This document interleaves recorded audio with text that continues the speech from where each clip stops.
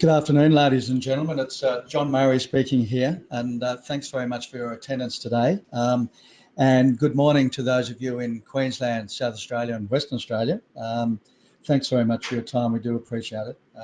Also with me here today is Steve Bruce, who I know that many of you have known, and Investment Director of Portfolio Management, and who's been with me at Perennial Value since we started. Just a couple of housekeeping issues for you. CPD points will be available for this. In terms of the timing, we've set aside 45 minutes. We'll keep to that just in the interest of time. We aim to do a presentation inside 30 minutes and then to leave 15 or so minutes available for questions. You can type in your questions on the side panel. You're on mute from your end. And also we will send the webinar and the content to you for further use. So without any further ado, to move into the presentation, the key point lies in the topic. Our belief is that calendar 2018 represents a major turning point away from growth and momentum back towards value. And so I think from a financial planning perspective, in terms of your clients' exposure to Australian shares, we really do think it will be it's a very sensible and prudent strategy to now think about rebalancing away from growth type managers and stocks, and to have an increased exposure to value managers and value type stocks. Which brings me to the first overhead there on page 2 there, slide number 2. What this shows is that growth stocks remain at almost record valuations. A little bit of heat's come out of them over the last month or so. But you can see there that the black dotted line is the long-term PE. The long-term PE of these growth stocks is 22 times. The current PE of growth stocks in the Australian market around about 28, 29 times. So that suggests further downside of 20% plus in this group of stocks. And I think if you just by way of background, post the GFC, we had quantitative easing, we had unprecedented low interest rates. We've had that for a decade now. Which drove that easy money environment whereby growth momentum has really dominated, as we can see on this chart, and as we all know from experience observing stocks. These things can go on long cycles too, can't they? And I think right now we're at a point where, in terms of the macro influence that's been driving this momentum, that's now very much been changing over the course of 2018. So if you like, quantitative easing now turning into quantitative tightening, so doing a 180 there, and also low interest rates now starting to rise globally as well. So I think that the headwinds are now well and truly in place for this rotation away from momentum and growth and towards value, which brings me to overhead number 3. I'll just very quickly touch on this. What's interesting about this, the key message here, is that at those very significant turning points, and you can see one on the left-hand side there at the beginning of this century, a long time ago now, isn't it? But also around about that early 09 period there, at a point, the key message there was that when there was a significant rotation out of growth momentum into value, being a true to label value manager that we are, we tend to deliver quite well. Now, history doesn't always repeat itself. Would be the first to acknowledge that, but I think that's certainly something to bear in mind. Just going back to slide number 2 there, I think the other point to make there too is that when you look at those big moves, at the peak of the growth momentum cycles, when it turns pretty sharply. So when you're running for the door, when everyone else is running for the door, it's probably best to sell a little bit earlier, and to make that rotation or that rebalance towards value a little bit earlier than most, because as I say, it's just started. We do think there's more to come. Excuse me, just tapping now to slide number 4. So we've had these momentum growth stocks, the FANG stocks and others in the US, but in an Australian context, The poster child here has been CSL, and I know that a number of you have heard me talk about this from time to time over the last few months. Really interesting overhead, this one, which picks up the theme on slide 2 there. The dotted red line there represents the long-term PE of CSL. Now, a fine company deserves to trade at a premium to the market, and you can see there that the relative PE for longer term for CSL is about 1.5 times the market. Now, that implies a share price of $140 or thereabouts, which you can see on the right-hand side there. The share price at the moment is trading about 180. It's sort of jumping around a little bit at the moment, but and again, a bit of hot air has come out of CSL. But I think what's interesting about this is that if it was to revert to its long-term average, and at the end of the day, share prices must reflect their long-term earnings growth. And I'll talk a little bit more about that in a minute. Yeah, that suggests just on the face of it, there's a further 20% downside risk in the price of CSL. Now, of course, we never know when that's going to happen, but that's what the facts are telling us. So I think that's something to very much bear in mind. I thought we might just talk about the overall market now. Uncertainty, hot air's come out of the market over the last little while, which I think, quite frankly, is never such a bad thing. When you look at the overall stock market at the moment, again, so slide number 5 here, when you look at the long-term PE of the Aussie market, round about 14 times, with the hot air having come out of the market over the last little while, it's trading as fair value, as the heading suggests there. So it's not cheap and it's not expensive. However, within that are two distinct groups of stocks, these still overpriced growth momentum stocks and value stocks where we think there's a lot of opportunity there. And we'll talk a little bit more about that in a few minutes' time as well. But just continuing the theme of the overall market value, when you look at the market on a yield basis, still looks, you might almost say, compelling in many ways. Tax effective yield there, and this is for the overall market, of course, of about 6%. That's the blue line. Term deposits there, as we all know, the grey line there, not delivering an awful lot and unlikely to change anytime soon. Which then brings me to corporate balance sheets, and this is something that we've been talking about for quite a period of time. One of the really big pluses of the Australian stock market, and this has been a case for a number of years now, is the strength of corporate balance sheets. And so what this is as a measure of net debt to equity, it's one of the key measures we use here at Perennial Value in assessing the financial soundness and strength of individual companies. But isn't it interesting when you go back there to the recession, and many of us will remember that in the early 90s there, how high gearing levels were there, and remember the fallout from that, and then we sort of roll forward to now on the right-hand side and look to where balance sheets are now. Very strong indeed, and a strong balance sheet is the friend of a sustainable dividend. So I think you can very much relate this slide with the previous slide we looked at in terms of the dividend yield there. When you look at it on a company by company basis, the stronger a corporate's balance sheet, the greater the chance it have of sustaining a dividend yield going forward.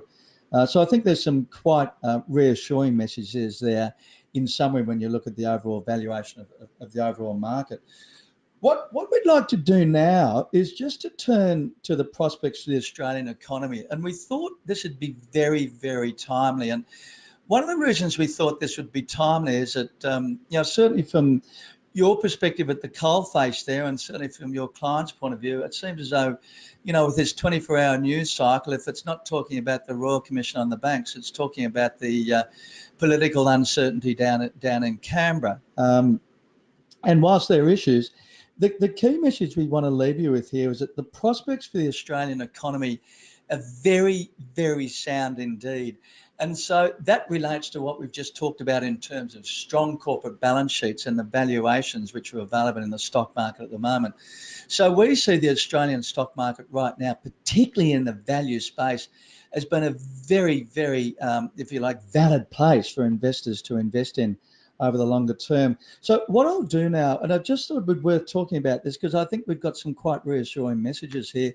I'll hand over to Steve to talk a little bit more about this in detail. So Steve, just passing over to you. Thanks, John, and good afternoon, everybody. So we thought, there's a fair bit of negative commentary around at the moment, so we thought it might be a good time to take a step back and look at the Australian economy and just remind ourselves of just what a strong position we're in. And I think it's fair to say that in fact, the Australian economy, it continues to be the envy of the world. And in fact, some of you may have seen, but The Economist magazine's this month's edition is basically devoted to talking about the Australian economy and its strength. And they go through some of the structural factors that have driven this in 27 years without a recession. And in fact, most of those factors are continuing to this day. So they could be something you might find worth reading. But looking at slide 8 to start off, at the highest level, one of the things that's really been driving the economy is this high level of immigration we've had, and that's something that's been a feature of Australia for many decades now. And not only is high immigration and a high level of population growth good for driving economic growth, but it's really positively skews your demographics. And what we've got on the right-hand side of the page here are a number of charts put out by the Reserve Bank in a presentation they did a couple of months ago, where it's comparing the demographics of the Australian economy versus the other advanced economies. So the grey line in a way is the spread between best and worst of the developed economies, and Australia's the blue line. So you can see we've got one of the, and as you roll out into the future, we've got one of the lowest median ages. So we've got a young population. We've got a high fertility rate, which will again feed into continuing high population growth. We have a high life expectancy. And then at the bottom right, we can see the old age dependency ratio. We're sort of on the right side of average now, but over time, we're heading right down to the bottom of the pack. And that is a really important driver of economic growth. And that feeds into the fiscal position, which is strong, and with the budget coming back into surplus already. And then the credit rating, the Commonwealth credit rating, one of the few countries today to have a AAA credit rating. And that's all sitting on top of a very sound banking system, which is providing stability to the economy. Now, I know the banking system has had a lot of bad press recently, but from a practical point of view, in terms of its effectiveness, it has to be one of the best systems in the world. Now, as we move on to the growth in the economy is growing at over 3%, a healthy clip of growth. What's driving it? Well, the growth is broad-based in the economy. Housing construction has been a significant contributor to the economy. But when you look, there's growth across the board. The resource sector is very healthy. Activity's picking up. What we've had is strong commodity prices driving that. We're looking at perhaps even having a second LNG boom as China has entered the market and driving huge demand for LNG. And as I said, housing has been strong and it will be peaking and declining over time. But offsetting that, we've had this massive pickup in infrastructure spending. You see it whether you're walking down the street in the CBD, driving up the highway, or pretty much everywhere things are getting built. And the chart that we have on the right here on slide 9, it's taken from CIMIC's results presentation, and it's essentially the pipeline of infrastructure work that's been identified around transport going out over the next 5 years or so. So you can see there's going to be a very high level of activity and employment created in that sector. Then you have the other benefit of a falling Australian dollar. Now that'll obviously benefit any manufacturing exports, but also industries such as tourism, which employs a lot of people, and of course education, which is our third biggest export after iron ore and coal. And all of this, and not to mention it now seems to have started raining, which is going to help the agricultural sector as well. And all this has added up to a very, very low unemployment rate, around 5%, strong jobs growth, and all the lead indicators on that are positive as well.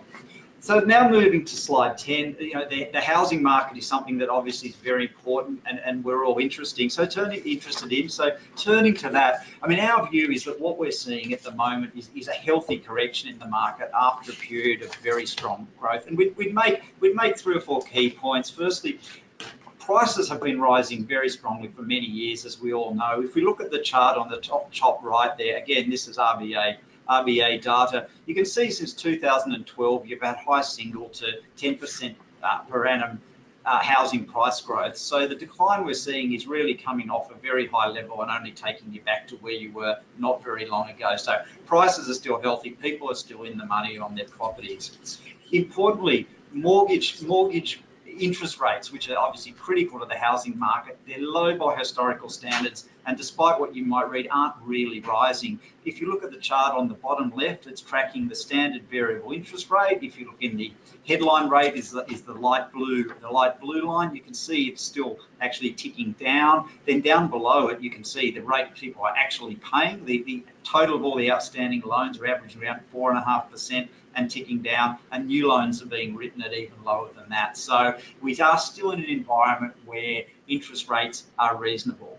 And in terms of the supply of credit, it's important that banks are still lending. See, what you can see on the bottom right is that the monthly housing approvals are still running at a healthy 25 billion or so. And you've had that nice pickup in owner-occupier borrowing versus offsetting the decline in investors, which is what everyone really wants deep down. So we think the housing market, we're seeing a healthy correction, and this is actually good for the economy. And when you then when you think about the housing market, that obviously the thing that really matters is employment. Yes, everyone has a job so they can pay their mortgages, and demand is good, tying back to that population growth and immigration story. So we're not concerned with the housing market. So that's the economy. We have a fairly positive outlook on the economy overall. So moving on to actually the stocks in the Australian market that you get exposure to on the ASX on slide 11. Now, the interesting thing, I think a lot of people often underappreciate the quality of companies in the Australian market. Now, sure, we don't have Amazons and Googles and exciting things like that, but I think you'd be surprised when you look at it, at the number of genuinely world-leading and highly innovative companies that are listed on the ASX. So I've just mentioned a small number of them here. If we think about Macquarie, for example, it's more than just an investment bank. It's the pioneer and now the global leader in infrastructure investment and asset management. And it's differentiated from other firms who are just pure investors in that it actually has the ability to originate transactions. So it has the capability to go to a blank patch of dirt and build a wind farm, not just to go and buy a wind farm and put it into a fund. So they're a global leader, they're differentiated, and they're really strong in the renewable sector. And when you read the statistics on the potential growth in that part of the market, it's almost mind-boggling. So again, an Australian company taking it to the world and being a leader.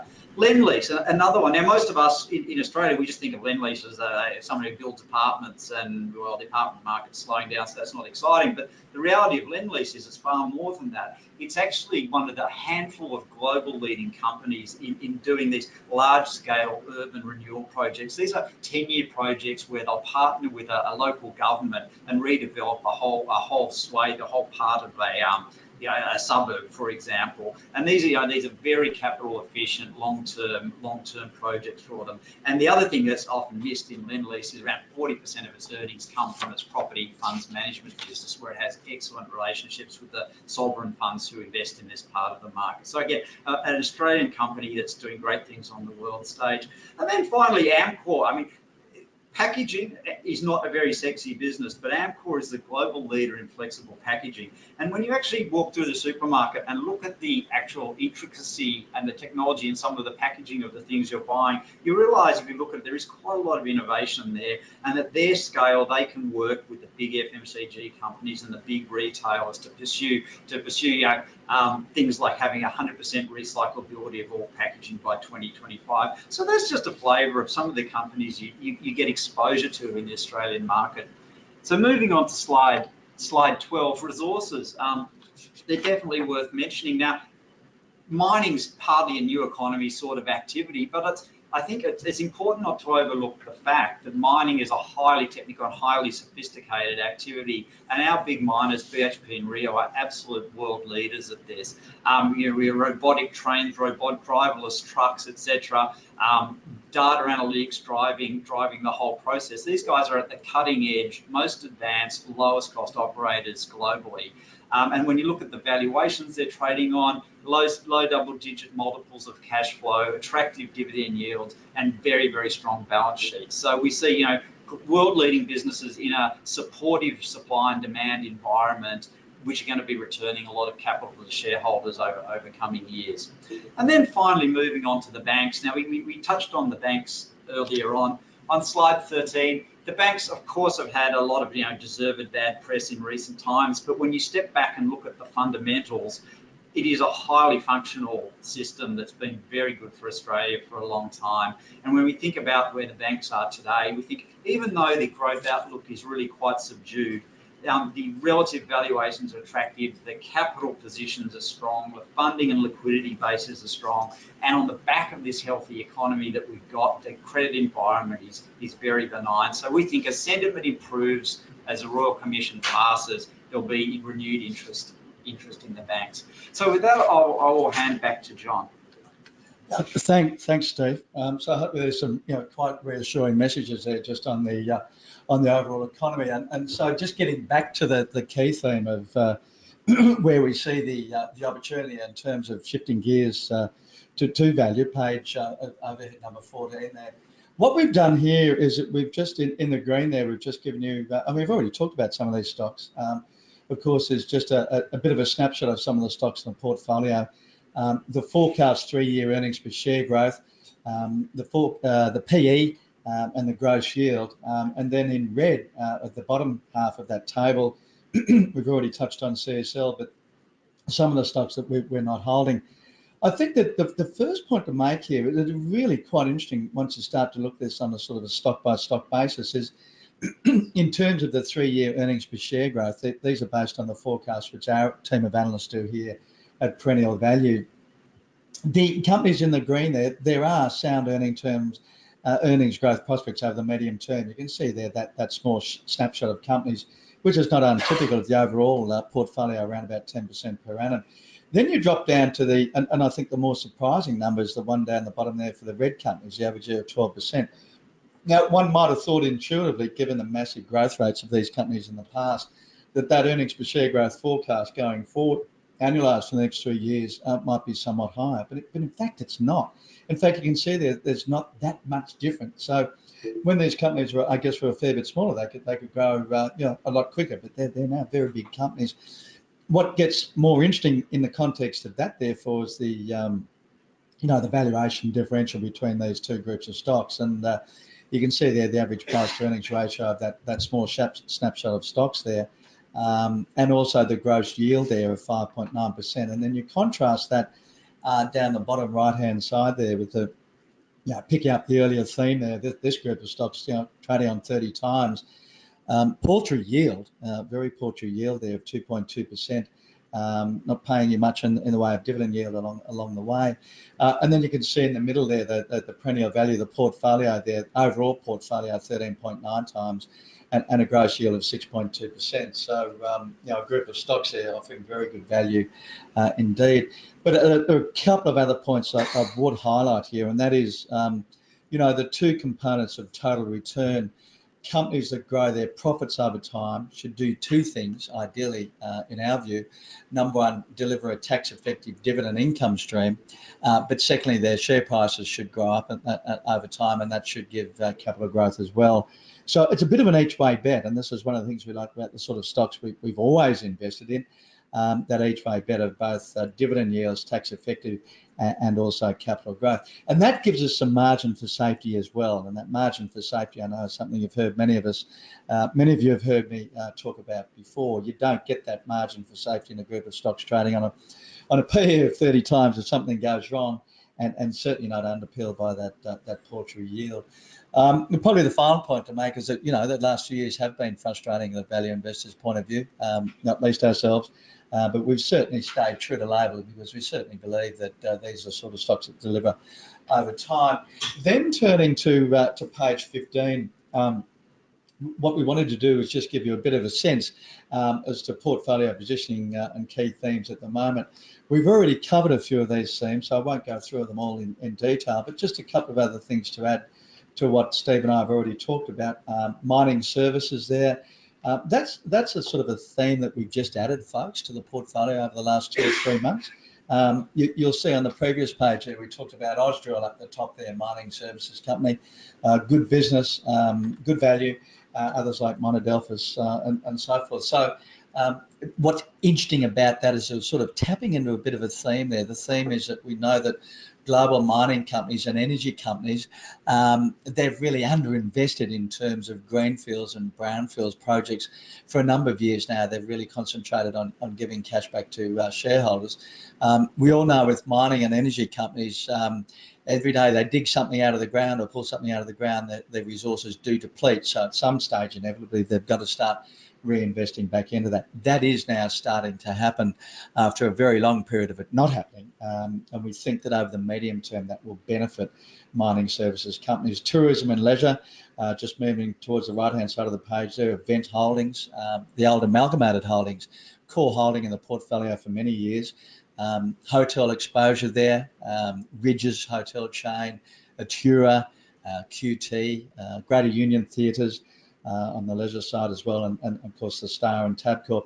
And picking up Steve's earlier comment on infrastructure investment as well, good exposure there, not just to domestic infrastructure, but to global infrastructure as well, via Lendlease, Boral and Macquarie. So I think in summary, I do very much see this, particularly now, given these changes that are occurring in the markets and this rotation from growth to value. I really do see this as a fund for all seasons. And I said very much as a core holding. You know, it's full of companies with strong balance sheets, sound medium-term growth prospects, and a significant margin of safety from a valuation perspective.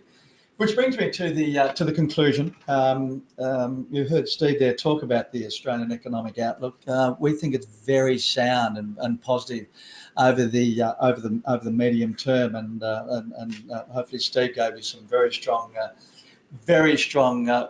reassurance that that's the case. Certainly, the rest of the world, whether you look at the recent Economist article or a recent OECD study, we're very much the envy of the world. And I think in the context of all the bad news that we're getting on this 24/7 news cycle at the moment, I think we thought it was worthwhile just sort of reiterating that. And I think, therefore, that should be good news for investors in the stock market in Australia over the longer term, with the hot air now having come out of the market over the last we said the stock market is fair value overall, certainly on a yield basis, and certainly when you look at the strength of corporate balance sheets in Australia, we think there are compelling reasons to be invested in the stock market at this point in time. Momentum growth stocks, we spent a fair bit of time talking about that, remain overvalued, significant de-rating risk there. 20-25%, it depends on what stock you look at. But what we do know there is that sometimes these things can overshoot, can't they, as well? So the downside could be even further than that. Who knows? Many good value opportunities exist in quality companies with sound prospects. And so I think in conclusion, we do think it's time to shift gear from momentum to value investing. We do see calendar 2018 as representing a turning point. We talked about the number one, the macro headwinds now appearing for growth and momentum. But I think just as importantly, the valuation differentials, and we spent a fair bit of time talking about that today, excuse me, very much in favour of value stocks. So I think from a financial planning perspective there, and I know many of you have sort of a value bias anyway, which I hopefully these are reassuring messages, but perhaps for those clients that aren't, we do think it's a time to be thinking about perhaps a rebalance, if you like, selling high, buying low, and making that switch. If that momentum in that trade that we're talking about picks up, you don't want to be running through the door at the same time as everyone else, as we all know. But I think finally, and to this point, we've always believed that perennial value, that buying good businesses for good value makes sense. Over the long term, it is those companies that will steadily grow profits. And the great thing about that is that companies that steadily grow profits, they deliver that each way exposure, which I talked about before. They deliver both a rising tax-effective income stream, so you're getting paid while you wait, but also deliver capital growth via a rising share price over time as well. So I think we've sort of largely finished on time there, and we have some questions there, and perhaps we can just bear with me. We're just scrolling through through the questions there. There was one question there on just one question on micro caps.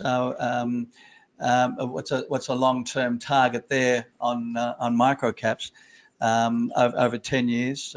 Andrew Smith, who's the manager of micro caps, has a personal target of 20% per annum. That's just a target. I think with micro caps, certainly that's a target which he has over the medium term, and micro caps obviously far greater earnings growth prospects there. I'm just looking through the questions there. Is there a question there on mid caps there? That's value.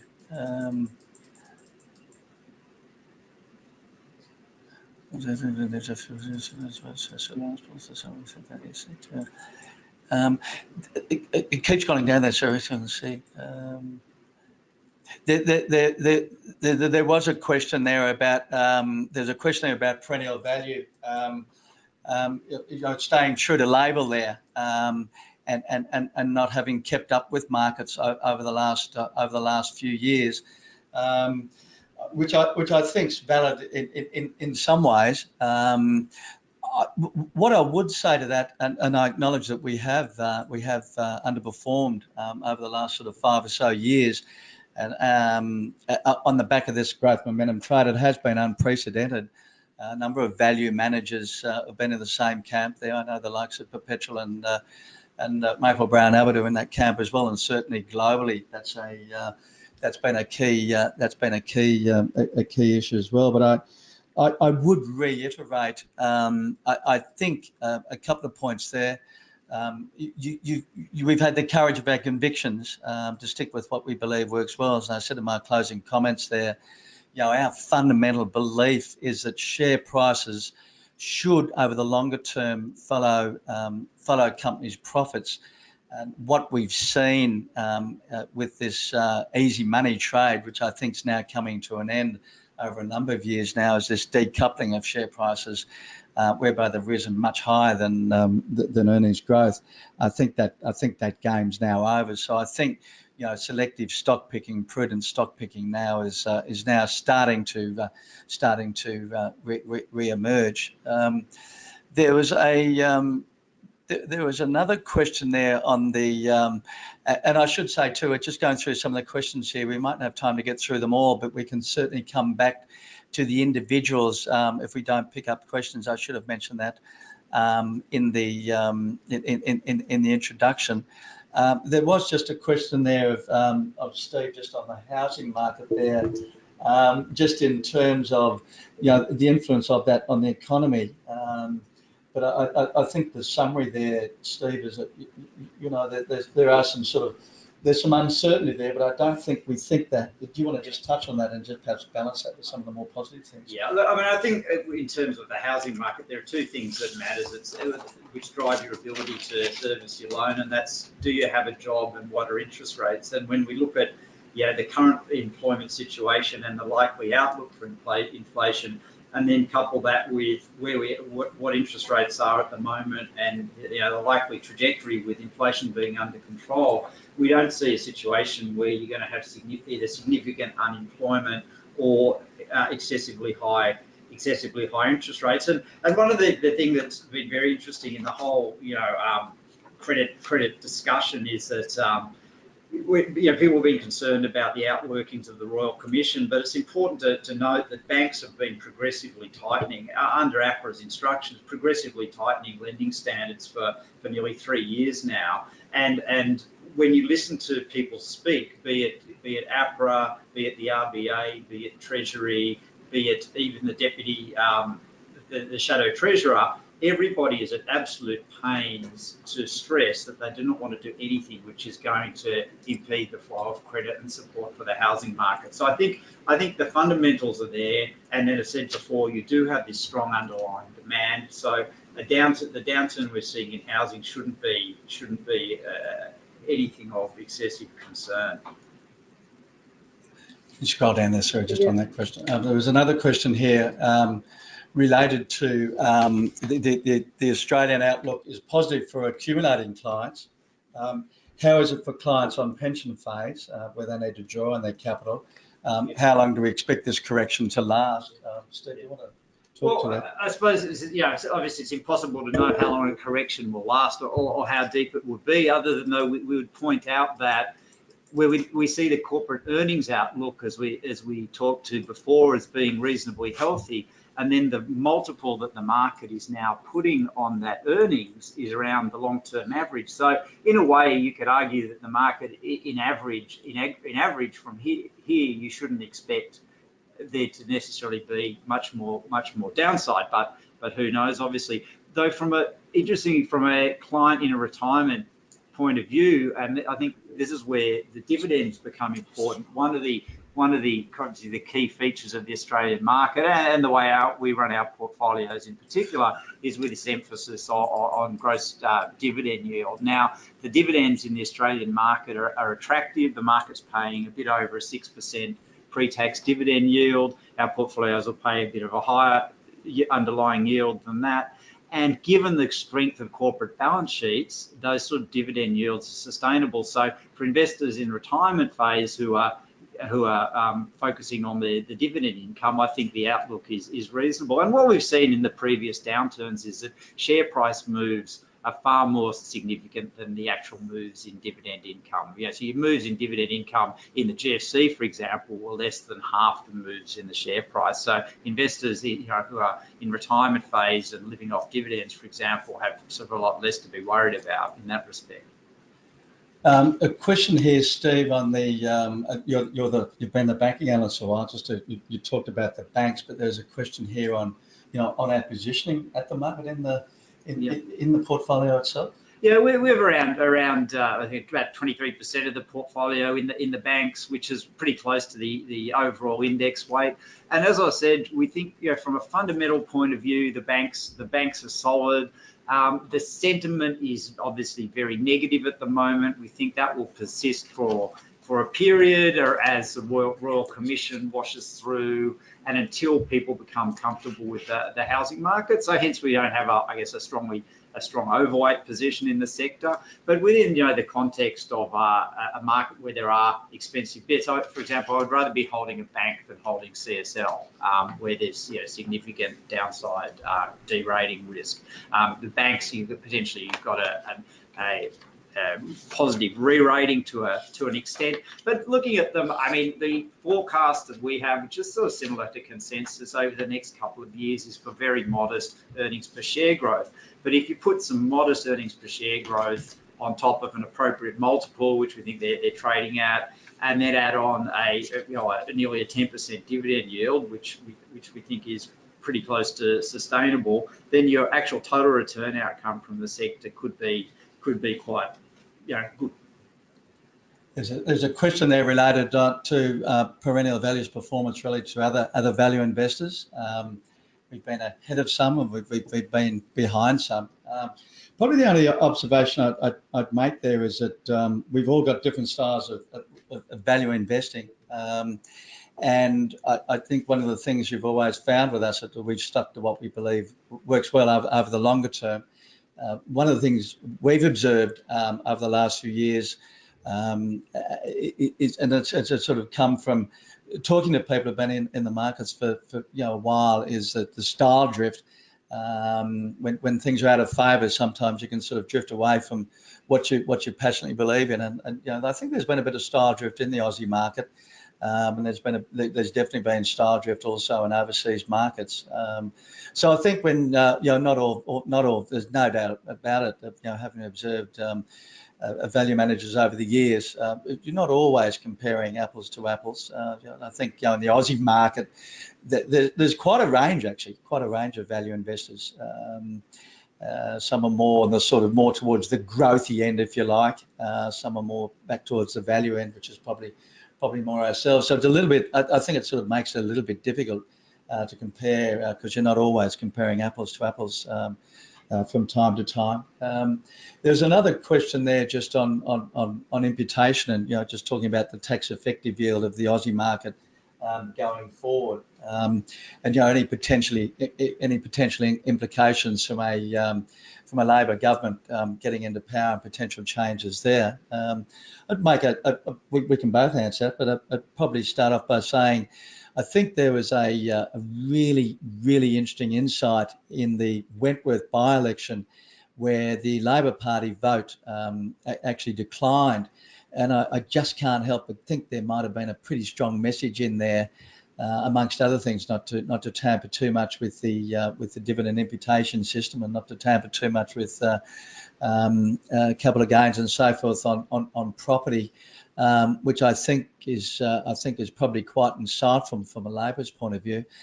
I think also too Chris Bowen, who'd be most likely to be the Treasurer if Labor did get in, and I think it's far from a fait accompli that Labor would get in any case. That he's a disciple of Paul Keating, who of course was the father of the superannuation and dividend imputation system in Australia, and I think Chris Bowen's more on the moderate side, if you like, as opposed to being more towards the left of some of his peers in power there. But Steve, any other comments to make there? So I mean, the proposals as they currently stand are really inequitable, depending on what sort of structure you're in. So, as John said, Labor have got to get elected, then they've got to get it through the minor parties. So there's probably, I think, a fair bit of water under the bridge, and what will come, if anything, will probably be quite different to how it's pitched today. Probably one final point there, just reflecting on underperformance of value and so forth. One of the with the significant changes we have made over the course of this year is that a number of you will have seen that we brought in a chap by the name of Andrew King. Andrew King is a mid-cap specialist in the Australian market. He's been playing Australian mid-cap for many years. We've known Andrew for many years as well. Andrew cut his teeth with IML, Investors Mutual, and also with Paradise Investments. So very strong value pedigree there.